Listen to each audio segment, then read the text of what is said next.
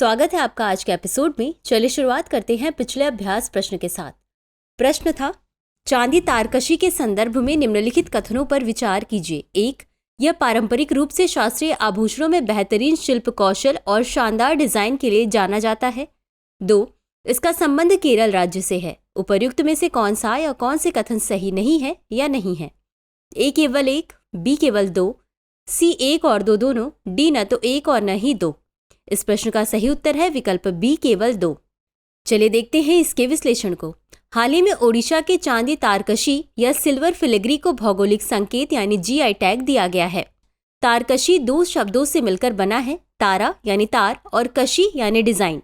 यह पारंपरिक रूप से शास्त्रीय आभूषणों में बेहतरीन शिल्प कौशल और शानदार डिजाइन के लिए जाना जाता है। अतः कथन 1 सही है। इसका संबंध ओडिशा राज्य से है, अतः कथन 2 सही नहीं है। गौरतलब है कि GI टैग एक ऐसा नाम या चिन्ह है जिसका उपयोग कुछ उत्पादों पर किया जाता है जो किसी विशिष्ट भौगोलिक स्थान को प्रदर्शित करते हैं। तो चलिए शुरुआत करते हैं आज के एपिसोड की पहले प्रश्न के साथ।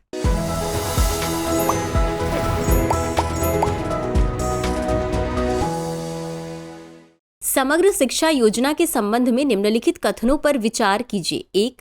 यह स्कूली शिक्षा के लिए एक एकीकृत योजना है। 2.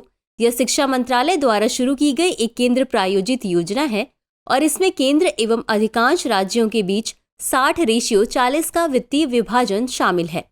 3. इसे शिक्षा के लिए सतत विकास लक्ष्य और वर्ष 2020 में प्रस्तुत की गई नई राष्ट्रीय शिक्षा नीति के साथ संरेखित करने के लिए अपग्रेड किया गया है। उपर्युक्त कथनों में से कितने सही हैं? A केवल 1, B केवल 2, C सभी 3, D इनमें से कोई भी नहीं। इस प्रश्न का सही उत्तर है विकल्प B केवल 2। चलिए देखते हैं इसके विश्लेषण को। समग्र शिक्षा योजना यह स्कूली शिक्षा के लिए एक एकीकृत योजना है जिसमें प्री स्कूल से लेकर 12वीं कक्षा तक के सभी पहलुओं को शामिल किया गया है। अतः कथन 1 सही नहीं है। यह शिक्षा मंत्रालय द्वारा शुरू की गई एक केंद्र प्रायोजित योजना है और इसमें केंद्र एवं अधिकांश राज्यों के बीच 60:40 का वित्तीय विभाजन शामिल है। अतः कथन 2 सही है। इसे शिक्षा के लिए सतत विकास लक्ष्य और वर्ष 2020 में प्रस्तुत की गई नई राष्ट्रीय शिक्षा नीति के साथ संरेखित करने के लिए अपग्रेड किया गया है। अतः कथन 3 सही है। अगला प्रश्न है, सती प्रथा के संदर्भ में निम्नलिखित कथनों पर विचार कीजिए। 1. ईश्वर चंद्र विद्यासागर के संवाद कौमुदी लेख में सती प्रथा के विरुद्ध अभियान शुरू किया गया। 2. लॉर्ड विलियम बेंटिक द्वारा वर्ष 1829 के बंगाल सती विनियमन के माध्यम से बंगाल प्रेसिडेंसी के सभी क्षेत्रों में सती प्रथा को औपचारिक रूप से प्रतिबंधित कर दिया। उपर्युक्त में से कौन सा या कौन से कथन सही है या सही है? A केवल 1, B केवल 2, C 1 और 2 दोनों, D न तो 1 और न ही 2। इस प्रश्न का सही उत्तर है विकल्प B केवल 2। चलिए देखते हैं इसके विश्लेषण को। सती प्रथा राजा राम मोहन राय के संवाद कौमुदी लेख में सती प्रथा के विरुद्ध अभियान शुरू किया गया जिसमें स्पष्ट किया गया कि यह किसी भी वेद या महाकाव्य में निर्धारित नहीं है। अतः कथन 1 सही नहीं है। लॉर्ड विलियम बेंटिक द्वारा वर्ष 1829 के बंगाल सती विनियमन के माध्यम से बंगाल प्रेसिडेंसी के सभी क्षेत्रों में सती प्रथा को औपचारिक रूप से प्रतिबंधित कर दिया। अतः कथन 2 सही है। अगला प्रश्न है, निम्नलिखित में से कौन सा विधि के शासन का भाग है? 1. विधि की सर्वोच्चता, 2. विधि के समक्ष समानता, 3. विधिक भावना की प्रधानता। दिए गए कूट का प्रयोग कर सही उत्तर चुनिए। A केवल 1, B केवल 1 और 2, C केवल 2 और 3, D 1, 2 और 3। इस प्रश्न का सही उत्तर है विकल्प D 1, 2 और 3। चलिए देखते हैं इसके विश्लेषण को। Professor A.V. डाइसी का दावा है कि विधि को प्राथमिकता देने के लिए निम्नलिखित 3 दिशा निर्देशों का पालन किया जाना चाहिए। विधि की सर्वोच्चता, विधि के समक्ष समानता, विधिक भावना की प्रधानता, न्यायालय को निष्पक्षता एवं बाह्य प्रभाव से मुक्त होना चाहिए। अतः विकल्प D सही है। अगला प्रश्न है, नाइट्रोजन प्रदूषण के संदर्भ में निम्नलिखित कथन पर विचार कीजिए। 1. यह विशेष रूप से नदियों और झीलों जैसे जल निकायों को प्रदर्शित करता है। 2. यह प्रदूषण मुख्य रूप से कृषि में नाइट्रोजन आधारित उर्वरकों के बढ़ते उपयोग से उत्पन्न होता है। उपर्युक्त में से कौन सा या कौन से कथन सही है या सही है? A केवल 1, B केवल 2, C 1 और 2 दोनों, D न तो 1 और न ही 2। इस प्रश्न का सही उत्तर है विकल्प C 1 और 2 दोनों। चलिए देखते हैं इसके विश्लेषण को। हालिया शोध ने वैश्विक जल संकट के संबंध में एक चिंताजनक अनुमान पर प्रकाश डाला है। इसमें वर्ष 2050 तक नाइट्रोजन प्रदूषण के कारण 1/3 नदी उपबेसिनों में गंभीर जल की कमी का सामना करने का अनुमान है।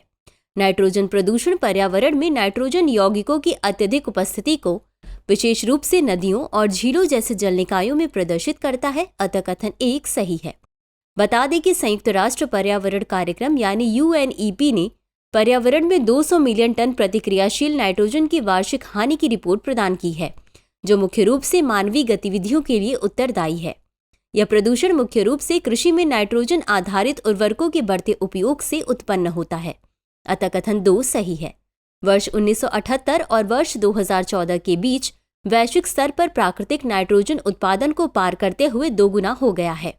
अगला प्रश्न है, राष्ट्रीय शिक्षा नीति यानी NEP 2020 के संबंध में निम्नलिखित कथनों पर विचार कीजिए। 1. राष्ट्रीय शिक्षा नीति यानी NEP पहली बार वर्ष 1968 में डॉक्टर के कस्तूरीरंगन की अनुशंसाओं के आधार पर तैयार की गई थी। 2.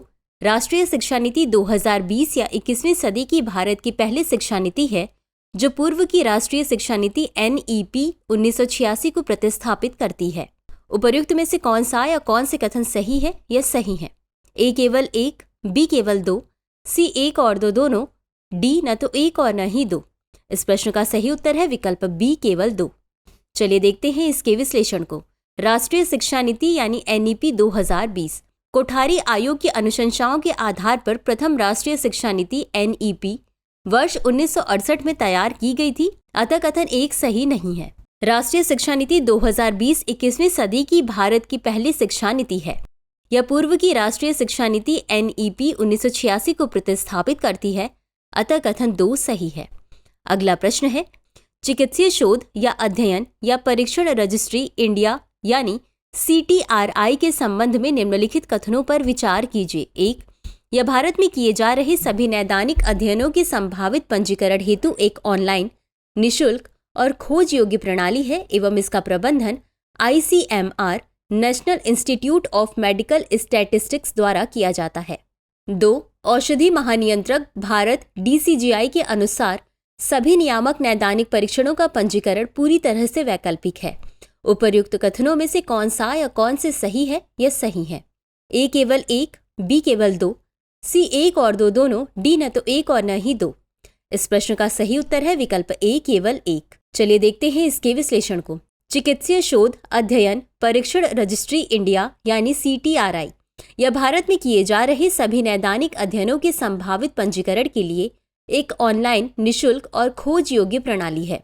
इसका प्रबंधन ICMR national institute of medical statistics द्वारा किया जाता है। अतः कथन 1 सही है। औषधि महानियंत्रक DCGI भारत के अनुसार सभी नियामक नैदानिक परीक्षणों का पंजीकरण अनिवार्य है। यह चिकित्सीय शोध अध्ययन परीक्षण रजिस्ट्री इंडिया में पंजीकरण अनिवार्य करते हैं। अतः कथन 2 सही नहीं है। अगला प्रश्न है, निम्नलिखित कथनों पर विचार कीजिए। 1.